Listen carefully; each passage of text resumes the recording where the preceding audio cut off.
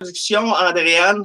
Si tu pourrais me dire, qu'est-ce que tu fais? Comment tu as été affectée avec ton école de danse et tout ça, là? Parfait. Dans le fond, c'est ça. Là, moi, comme Damien a dit, je suis une jeune entrepreneur. J'ai 25 ans. C'est la 5e année maintenant là, que j'ai mon école de danse à Quaticook.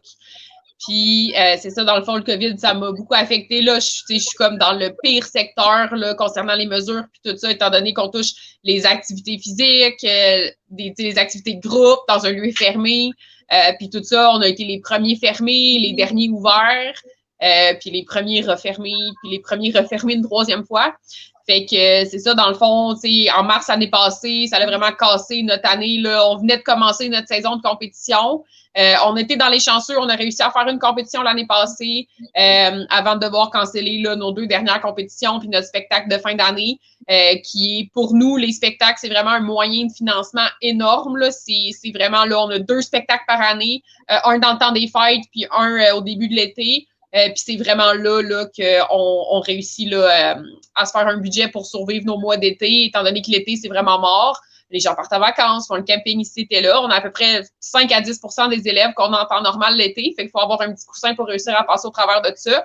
Puis dans le fond, l'année passée, le COVID nous a complètement enlevé ça. Là. Ça tombait à zéro dans les moins. Puis on a dû rembourser les clients, on a crédité les clients. Puis même à ce moment-là, ça a montré une grande faille dans la loi au niveau de la loi de protection du consommateur, parce que nous, on était obligés de rembourser nos clients pour les inscriptions aux compétitions, mais les compétitions n'étaient pas obligées de nous rembourser, nous, les directeurs d'école.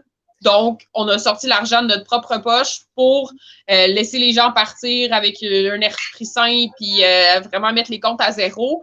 Il y a beaucoup de gens qui ont été très gentils, qui ont fait don de ce montant-là que j'ai crédité cette année, mais que j'ai pas pu créditer cette année s'ils ont décidé de pas danser en compétition. Fait que c'est ça, là, ça a été un gros chaos financier, je dirais, au printemps passé.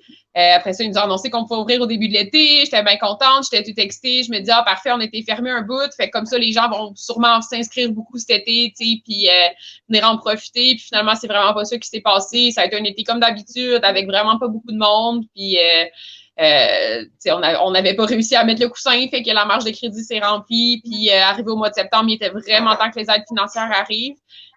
Puis j'ai eu le droit finalement là, au mois de septembre à une aide financière qui est un prêt remboursable, mais pardonnable là, à 25% si c'est remboursé à la totalité avant de la date.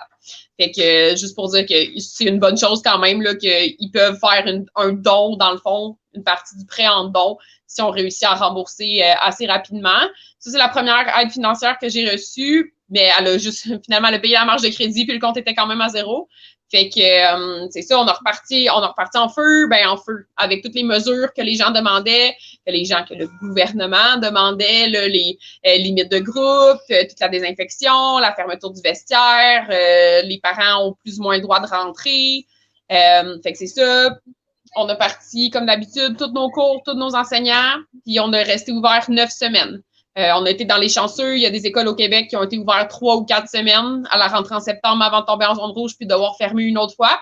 Puis c'est ça, dans le fond, au printemps passé, j'avais décidé de faire des cours en ligne avec mes élèves pour réussir à finir la session puis essayer de garder une connexion avec mes élèves puis tout ça. Puis les élèves se sont donné la chance là, de faire les cours en ligne puis tout ça, mais honnêtement, c'était bien ordinaire. De mon côté puis de leur côté, c'était pas très le fun. Fait que au fil des cours, les élèves y abandonnaient un par un, puis il y a même eu des cours où je me suis connectée puis il y a personne qui se connectait pour faire le cours. Fait que moi, j'attendais les 10-15 premières minutes, puis il y avait personne. Fait que finalement, mon cours était cancellé, puis j'attendais le prochain cours l'heure d'après. Fait que je passais 45 minutes à regarder mon écran vide en sachant que mes élèves, même s'ils adorent ça danser, même s'ils m'adorent, ils n'avaient quand même pas envie de faire le cours. Puis ça veut dire beaucoup quand même, là, si les élèves ont perdu leur motivation tant que ça, à ce moment-là, ils n'allaient plus à l'école, les écoles étaient fermées, il n'y avait pas vraiment des cours en ligne, là, les écoles n'étaient pas trop prêtes à ça. Puis c'était comme la seule chose qu'il y avait à faire, puis ils voulaient quand même pas faire ça. Fait que ça a montré à quel point la motivation des jeunes est tombée dans le trou d'une shot. Puis c'est ça, on a été chanceux là, à l'automne. Il y a eu une autre aide financière qui était un prêt pour les zones rouges, un prêt pardonnable là, qui est là pour couvrir les dépenses fixes. Parce qu'à travers tout ça, même si on a pu ouvrir, fermer, le loyer est resté le même prix à payer. Puis c'est ça. Fait qu'on a finalement eu l'aide financière. Puis plus au niveau, mettons, personnel, relationnel que mon entreprise m'apporte parce que moi, je travaille pas, je vends pas des produits, je vends un service, je vends des cours, je vends des activités. Fait que le lien avec le client est très, très, très important. Puis je pense que c'est ça qui m'a manqué le plus, là, de pas voir mes clients, d'avoir, moi, je fais ça pour les enfants. J'ai décidé de partir mon entreprise Aquaticook parce que moi, quand j'étais jeune, ça l'a manqué à ma vie de pouvoir faire de la danse, de pouvoir faire une activité, d'avoir un lieu sécuritaire où je pouvais juste aller chiller, je pouvais aller m'asseoir, je pouvais réfléchir. J'avais besoin d'une place quand j'étais ado, puis je l'avais pas nécessairement. Fait que moi, je voulais offrir ça aux gens. Puis en plus, c'est comme arrivé drôlement, on a eu notre déménagement dans notre beau nouveau grand studio.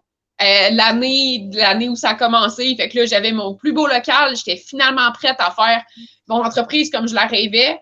Puis j'ai encore aujourd'hui, 1 an et quelques plus tard, pas eu la chance d'embarquer dans le projet qui me tenait le plus à cœur. Fait que ça, c'est assez difficile au niveau émotionnel. Puis de faire le deuil aussi, le deuil des compétitions, le deuil des chorégraphies que j'avais inventées, le deuil des spectacles, la fierté de mes élèves quand ils peuvent monter sur la scène. Puis là, ça fait 3 spectacles là, qu'on va manquer. On a manqué fin d'année l'année passée, on a manqué Noël cette année, puis on va manquer fin d'année cette année, c'est sûr. Fait que c'est ça, puis ça, c'est nos moyens de financement, comme que je dis, là, fait que c'est une année complète avec mes 2 moyens de financement qui peuvent pas exister, puis même dans le monde futur où on s'en va en ce moment, je sais pas, ça sera pas possible de faire un spectacle comme on faisait des spectacles dans le temps, puis je me demande à quel point ça va pouvoir être une source de financement, là, sans charger des prix de Centre Bell à mes clients pour qu'ils voient leurs enfants de 4 ans danser, là. Fait que c'est ça. Je vais t'interrompre 2 secondes, là. Oui, justement, parce que c'est l'aide financière, dans le fond, c'est bon pour t'aider à rester en entreprise, mais en même temps, ben, c'est ta propre argent. Tu sais, si on ne t'aurait pas fermé en partant, ça ne serait pas arrivé. Puis les gens vont dire, ben là, tu fais juste penser au profit. Non, c'est faux. C'est le fait que tu es une jeune entrepreneur qui va probablement avoir une entreprise pour les 10, 20, 30 prochaines années, c'est ce fait-là qui fait qu'on crée de la richesse. Puis avec cette richesse-là, on paie des salaires, on paie des taxes. Ces taxes-là font qu'on a un système de santé qui fonctionne. Là, on dirait qu'on est en train de détruire les entreprises afin de protéger le système santé, mais ce qu'on oublie, c'est qu'en détruisant les entreprises, on va indirectement détruire le système de santé si on décourage tout le monde comme toi qui ont des initiatives qui peuvent faire aider la chose. Oui, c'est très vrai. T'sais. Les aides financières que j'ai reçues, c'est beau, mais le montant que j'ai dû recevoir, c'est mon profit des 5 prochaines années. T'sais. Fait que je sais que dans les 5 prochaines années, je ne ferai pas d'argent. J'en faisais, c'est un travail que tu fais, être professeur de danse parce que tu aimes ça, plus que parce que c'est payant. Puis là, moi, j'avais un bon style de vie avec l'argent que je faisais, mais si je passe mon temps à avoir mon petit coussin puis à devoir leur donner pour les intérêts de mon prêt, puis le prêt, là, je me vois déjà pendant les 5 prochaines années avoir aucun profit supplémentaire que les heures actuelles où je donne des cours. C'est donner des cours, c'est beau, c'est le fun. Ben, il y a beaucoup plus de choses que ça. Là. Je suis pas juste prof de danse, je suis concierge, je suis comptable, je suis organisatrice de tout ça. C'est moi qui fais tout. Là. Je suis un one-woman show. Puis en ce moment, depuis le début, parce que j'étais en démarrage d'entreprise, c'est normal au début de ne pas se verser un salaire nécessairement. Puis je me payais au minimum mes heures en tant que prof, autant que je le ferais pour mes employés, mais jamais rien de plus. Puis fait que ça sera jamais rien de plus pour les 5 prochaines années aussi.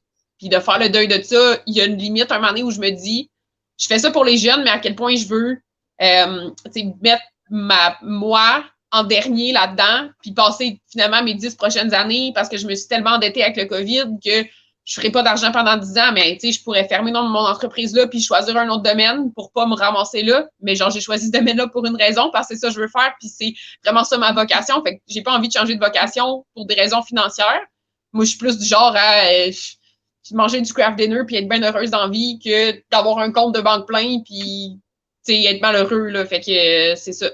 Faut vraiment. J'ai dû faire la balance de jusqu'à combien je vais me rendre en dette avant de décider que c'est assez. Là.